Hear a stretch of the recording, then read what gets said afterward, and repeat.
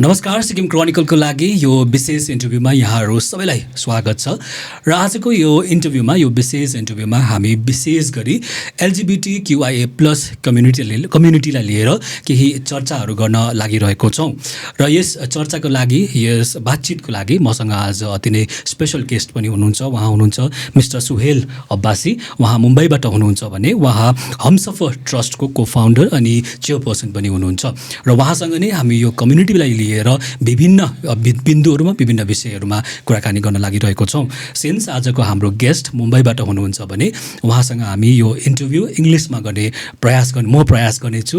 म मेरो टुटेफुटे इङ्ग्लिसबाट उहाँसँग केही कुराकानी गर्न लागिरहेको छु, विशेष गरी एलजीबीटी क्युआइए प्लस कम्युनिटीलाई लिएर। र तपाईँलाई यो पनि जानकारी गराउन चाहन्छु कि हिजो मात्र जुन उहाँको ट्रस्ट छ हमसफर ट्रस्ट, यो ट्रस्टको सहयोगमा र रेनबो हिल्स एसोसिएसनको कोलाबोरेसनमा एउटा क्लिनिकको हिजो उद्घाटन भएको छ, जो हो सहयोग एलजीबीटी क्युआइए इन्टिग्रेटेड एचआइभी क्लिनिकको पनि हिजो उद्घाटन भएको छ र यस विषयमा पनि हामी उहाँसँग केही कुराकानी गर्नेछौँ। First of all I would like to welcome you to Sikkim Chronicle and of course to our studio. And before we delve into the other things of the particularly about the LGBTQIA community and this HIV clinic, the integrated HIV clinic, I just wanted to know the works that you have been doing from the Hamsafar Trust and also about Hamsafar Trust. When did it start? Okay, first of all, thank you very much for having me over at your studio. I'm Suhail, as you introduced me. I'm from Mumbai, from the Hamsafar Trust. We had actually started our work way back in 1989. Okay. I met a friend of mine called Ashok Rao Kavi, and we together decided that let's mobilize the gay community. At that point of time, there was no concept of LGBTQ. These terminologies didn't exist. We were addressed as either gay men or lesbian women. Okay. Transgenders had their own cultural and social identity, which was parallel to ours, but they were not considered a part of our spectrum at that point of time. So slowly, when we decided to mobilize the community and get people together and talk about ourselves and about our issues, we thought that let's start a newsletter through which we can communicate with people, bring them under one umbrella. And that's how we started a magazine in 1990 called Bombay Dost. Okay. And we realized over a period of time that we got an overwhelming response from the media, especially. Media has always been one of our strongest allies. Okay. The response was overwhelming. But what happened was that we realized that we wanted to provide a lot more other services to the community, which we couldn't do through a newsletter, a magazine. We wanted to open a clinic, we wanted a drop-in center, we wanted a safe space for the community people to come and hang around with like-minded people. We wanted to provide them health care, health support, counseling, and a whole lot of other services. And it sounded extremely ambitious way back in 1990-91. But we started doing strong advocacy. And we realized that this magazine will not be able to handle so much. So we decided to form a trust. And those days, we could have formed a society, a foundation, or anything else. But we realized that a trust was something which required only 3 people to sign the deed. And there was just me and Ashok at that point of time. There were a whole lot of others with us, but they were not willing to give their name on paper because they were very afraid of being identified and they were not very comfortable. They were insecure, scared, and rightly so. So we somehow managed to rope in another friend of ours, and he became the third co-founder, and we began the Hamsafar Trust in 1994. We did strong advocacy with the government agencies, and finally we got a small room in a municipal health center. The room was very small, just about 10 by 10 room, and we got 2 such rooms. So we started our work from there. So with 3 people on board, we slowly grew, and our awareness increased, our advocacy increased, and today we are almost 30 years old. We'll be 30 next year. We are 29 years old, and from 3 people today we have a pan-India presence, and we have over 230 employees all over. Okay. So as you mentioned, the trust was established way back in 90s. So it has been around for 30 years, more than 30 years. So how has the journey been for you, particularly for personally for you? And I also would like to know, the challenges that you faced during this whole journey of 30 years. See, first, in the first 4 years that in 1990 the magazine was out, and it took us another 4 years to form the trust. So those 4 years we didn't even have an office space. The biggest challenge, where do we operate from? We were printing a magazine, the unsold copies, where we put the unsold copies. So practically the office of Bombay Doors existed from Ashok's house and my house. I used to sleep in the kitchen and used to operate from there. And under my bed were all the pile up copies of Bombay Dost which were unsold, or the newer copies of Bombay Dost, and a whole lot of other office paperwork which existed. So we were operating from our homes. So getting a space was the first challenge, and it still remains the biggest challenge, though we have today we have a bigger premise given by the municipal authorities, but space was a big challenge. Talking to people was a huge challenge. People were not willing to listen. Initially, the authorities said that, the community is just a figment of your imagination. People like you don't exist. So we had to do immense amount of advocacy to tell people that we exist and we have issues of a particular kind, particularly health. And the whole model was based on, we came together because we wanted to set parallel support structures. People who identified themselves as gay, those days the concept of relationship really didn't exist in a big way. Today we have come to marriage equality rights, but those days the concept of having a partner was unimaginable. There were a few people around who were partners, but far and few. So for us, marriage was not on the cards at that point of time.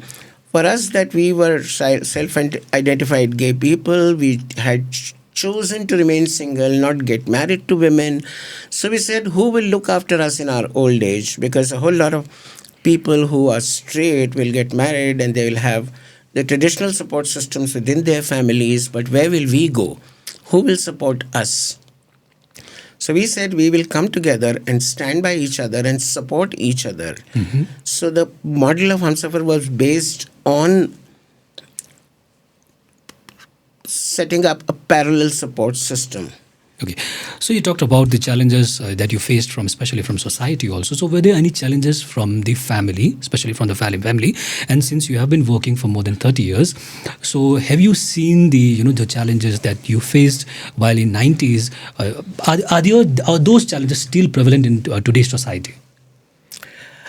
Believe you me, the challenges are still the same. The degrees may vary here and there, but the challenges are the same. And you spoke about family.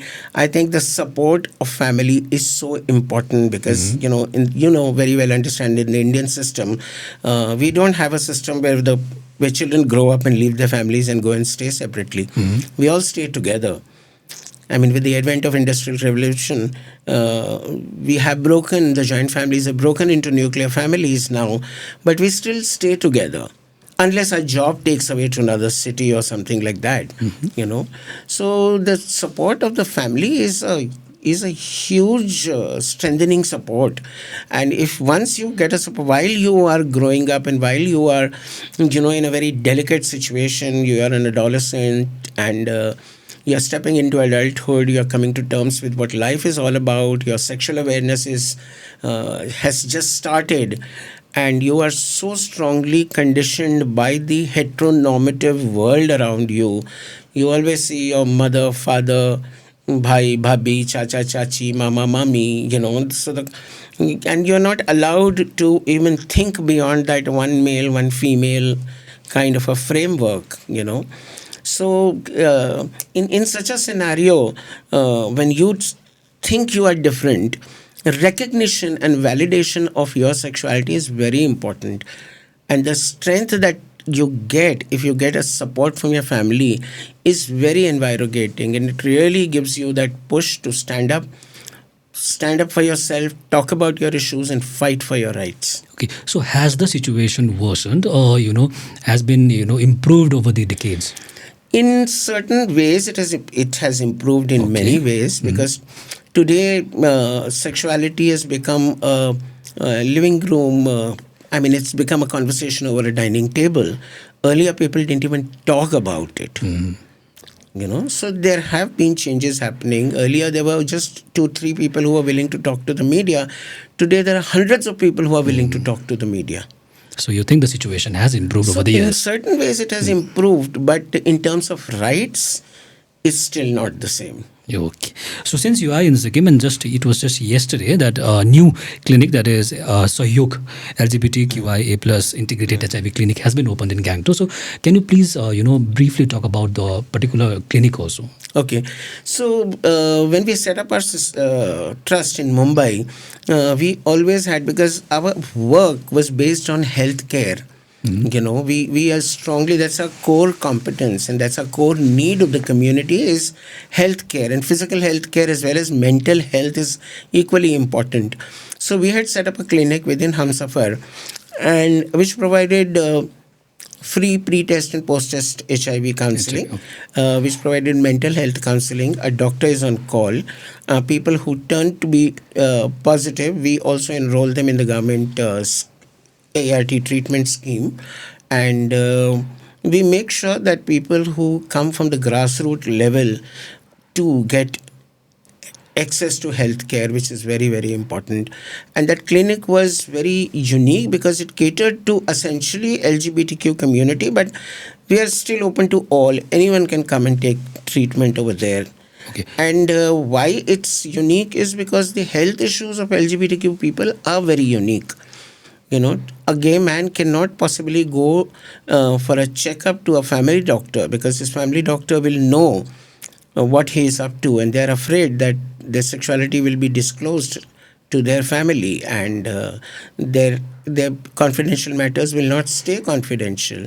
So it's important. And also, where do we find mainstream doctors who understand the needs? They are so judgmental, and they're so unaware, rather. You'd be surprised to know that 5 years of MBBS training that doctors go through, there's not a single chapter on LGBTQ health that they go through. So they're completely unaware, not just doctors, but even healthcare professionals who provide help. There are a whole lot of pathologists. There are, down the doctors from the head of the department downwards in public hospitals. There are many other professionals, and most of them are either unaware or insensitive. And there's a lot of stigma and discrimination that happens. So this particular clinic is not only confined to HIV, this LGBTQI community, but for others also? For others also, but primarily it's accessed by LGBTQI community. So I was talking about this clinic. So the clinic was very successful, and we thought that this model should be replicated in other cities. So we started talking to various people, started looking for funding. So the CSR wing of Sony Pictures Entertainment were convinced, and they decided to support us, fund us. So we started with replicating the Bombay clinic into 3 other cities. So we today have 4 clinics, one in Mumbai, one in Delhi, one in Nagpur, and the 4th one in Guwahati. And fortunately, we decided to come to Gangtok, and with the collaboration of Sikkim Sex and Rainbow Welfare Association, we have set up the 5th Sahयोग Clinic in Gangtok, which was inaugurated yesterday. Okay. So since this particular clinic, the HIV clinic, the integrated HIV clinic, is, will cater the basic requirements or basic needs, especially for HIV patients. So is there any any reason for choosing HIV disease only for the clinic? No, it's not. HIV is just a part of the clinic. It's not. You can get mental health counseling there. You will have a doctor on call over there for all your entire health care. Your overall health care. It doesn't have to do with just HIV, but it can do with your, you may have other ailments, and you can get access to health care for those ailments.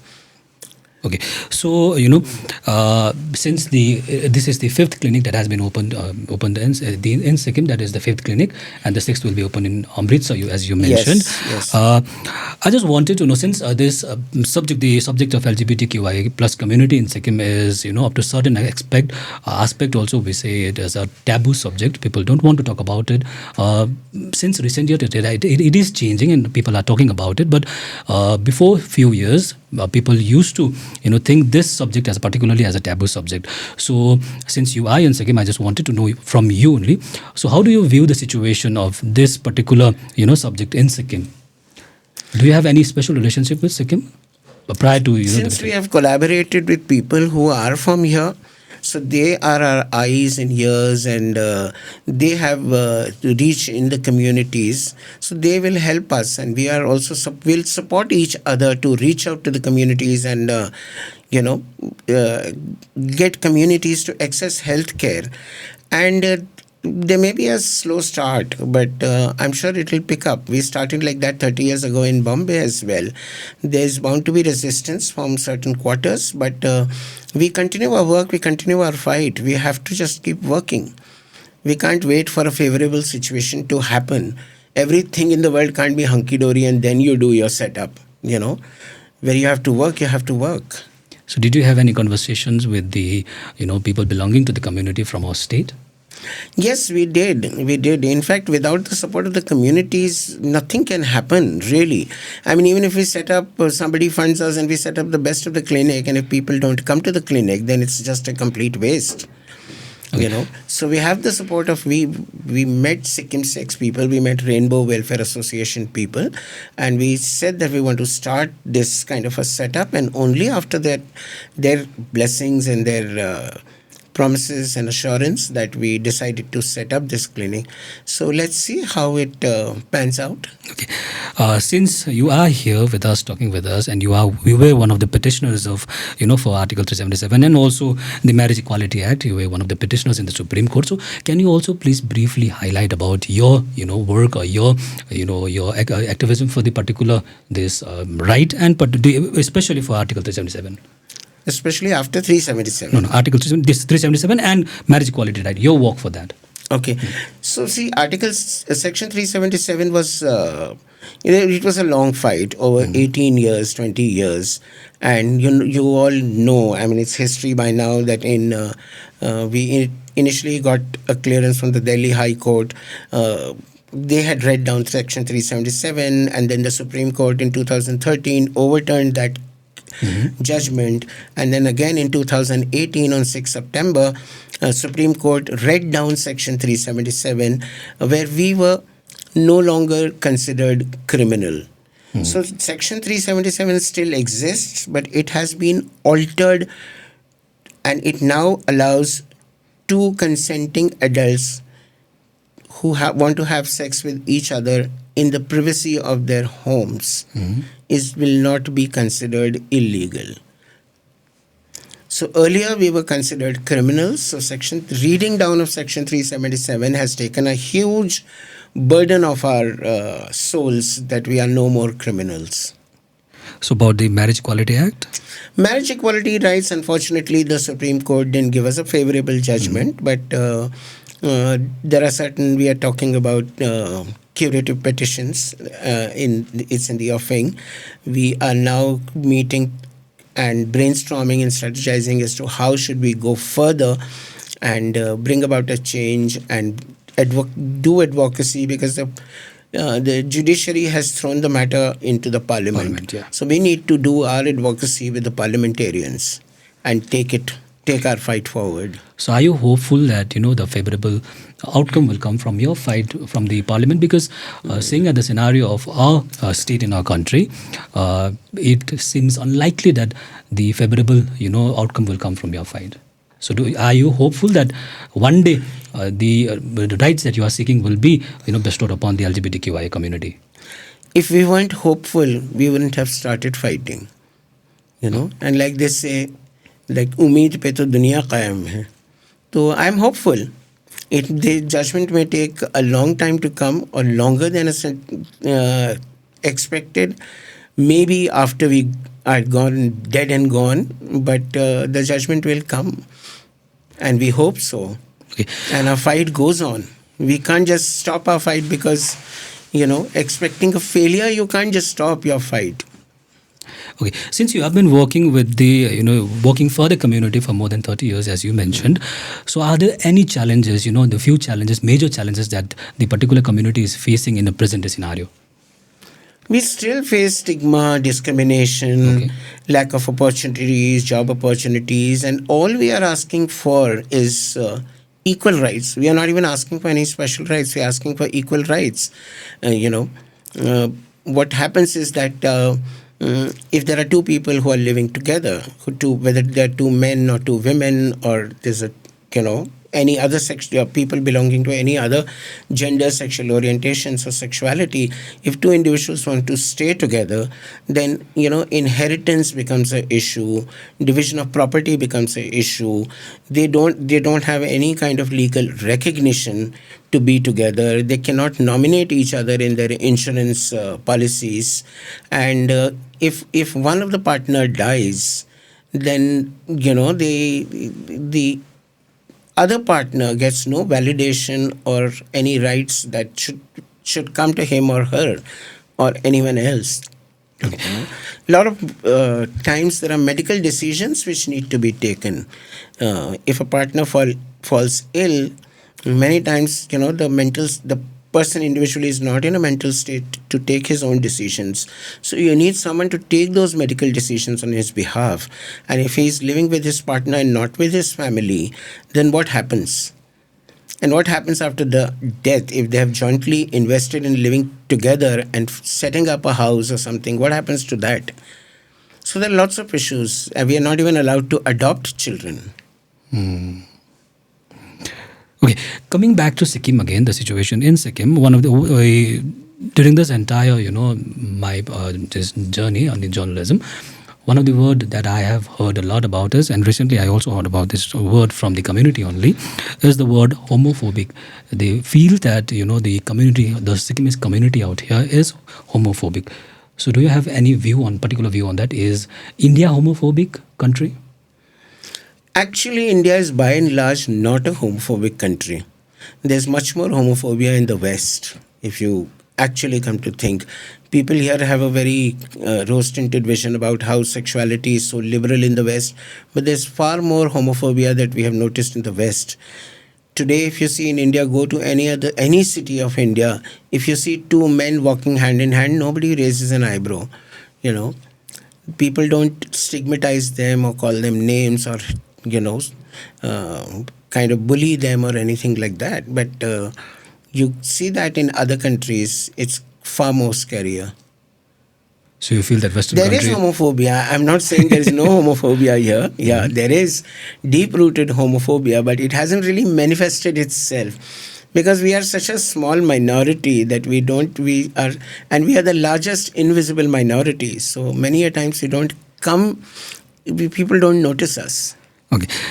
So thank you so much for your time and for talking to us about this particularly LGBTQIA community and the clinic that has been opened yesterday. And I also congratulate you on behalf of Sikkim Chronicle. And thank you so much for your time. Thank you so much for having me here. I would just urge the entire LGBTQ community, especially the youth of Sikkim, to come to our clinic, gain access to health services, and just help us to make the world a better place. Thank you. Thank you so much. Thank you. र उहाँ हुनुहुन्थ्यो mister Suhail Abbasi र उहाँ हमसफर ट्रस्टको को founder अनि current chairperson हुनुहुन्छ भने उहाँसँग हामी विशेष गरी LGBTQIA कम्युनिटीलाई लिएर कुराकानी गर्दै थियौँ, चर्चा गर्दै थियौँ र हिजो मात्र सिक्किम राज्यमा सहयोग नामक LGBT प्लस जुन इन्टिग्रेटेड HIV क्लिनिक छ, यो क्लिनिक ओपन भएको छ ग्याङटोकमा भने LGBTQIA प्लस कम्युनिटी लिएर विभिन्न जुन रोगहरू छ या विभिन्न मेन्टल हेल्थ इस्युजहरू छ यसलाई लिएर यो क्लिनिकमा काम गरिनेछ भने यो क्लिनिक LGBTQIA कम्युनिटीमा मात्र कन्फाइन नभएर अन्यको लागि पनि ओपन हुने उहाँले बताउनु भएको छ र यस्तै अन्य डिस्कसन्स न्युज अनि स्टोरिजहरूको लागि हेर्दै गर्नुहोस् सिक्किम क्रोनिकल।